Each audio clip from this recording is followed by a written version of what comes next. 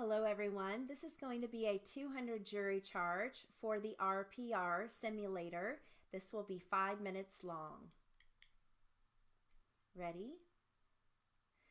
You are going to hear that they take this 25-year-old woman who is unclothed to the garage. They place her on the floor.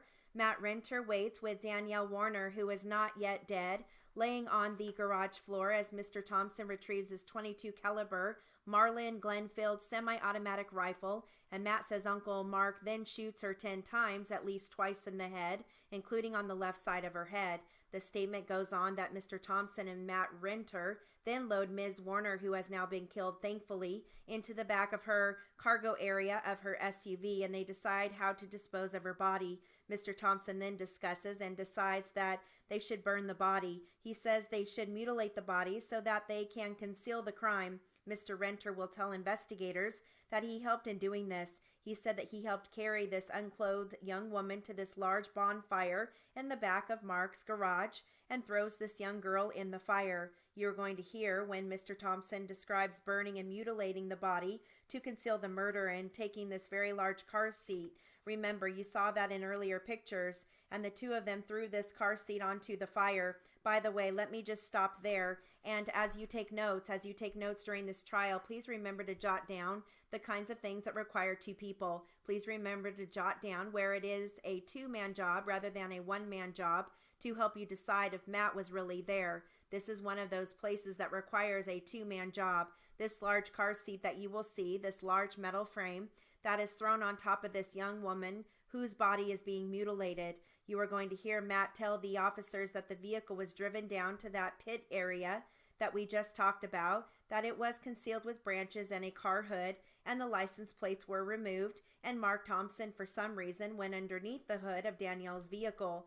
Matt Renter will tell you that the garage, that thereafter, when they walked back, that the garage was cleaned with bleach, was cleaned with gas, was cleaned with paint thinner, that Mr. Thompson took the Toyota key, put it into his bedroom, that Danielle's clothes were also thrown into the fire. They are actual statements from Matt. Please remember all of this. Matt is telling you that her clothes were thrown onto the fire, that Mr. Thompson's finger was cut and actively bleeding at the time, that Danielle's cell phone and camera were burned in the burn barrel earlier that day, and that Mark's girlfriend, Robin May, had called Mark Thompson's house at least twice while Matt was at the house that evening.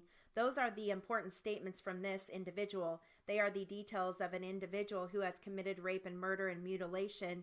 It is your decision, the jury's decision alone, whether or not he was there and whether or not he helped with this. Now, when you evaluate Matt's testimony, you are going to have to come up with those decisions all on your own. I can't tell you or help you. There are no expert witnesses. The judge can't even tell you, but the jury collectively will have to decide whether to believe Matt or not. Now, the police officers will provide you with some help to corroborate, to explain the confession, the evidence in this case. You will have to ask yourself whether the police already know. Even though Mr. Gaff kept saying, "It's all right, Matt, we already know," you are going to find out they didn't really already know what had happened and were very, very surprised that Matt was telling them detail after detail after detail of what had actually happened. What did they suspect? What could the police actually verify? What later could they find by physical evidence to support or to corroborate what it was that Matt was saying? Later that same day on March 1st, you are going to hear that the officers, they got a search warrant. They said, well, if Matt says that Danielle was shot in the garage, we better go take a look in that garage. We better take a closer and a better look than we took last time. The evidence that will be presented to you that will verify Matt Renter's statements, the state believes, will be compelling. The state actually believes will corroborate or verify what Matt had said. Again, we are not going to ask you to take Matt's word for it or all of these things, but all of these questions that I am going to ask you now, and this is the last portion of my opening statement, is meant to simply explain to you the physical evidence that answers all of these questions. When Matt says that Danielle was in the trailer on the 31st, do we believe that or not? Well, you are going to see the evidence from the Auto Trader magazine and the bill of sale, the completion of the transaction, the completion of the photography, and her business with Mark are found in the trailer. They are found inside the trailer, verifying what Matt had said. Was Danielle restrained that day, as Matt says?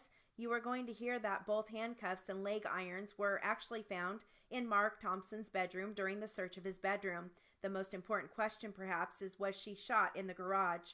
And that is where the March 1st search warrant becomes so critically important. You are going to see the snow, and the snow is kind of your cue that this is in March rather than the November before. Okay, so we do have a word list. We've got Mr. Gaff, capital Gaff. Robin May, capital Robin, May, capital May. Toyota, capital Toyota. Marlin Glenfield, capital Marlin. Glenfield, capital Glenfield.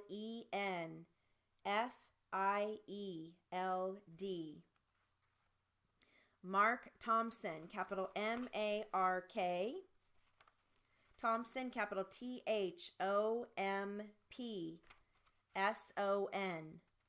Danielle Warner, capital Danielle. Warner, capital Warner. And Matt Renter, capital Matt. Renter, capital Renter. And that concludes the 200 jury charge for the RPR simulator. Good luck.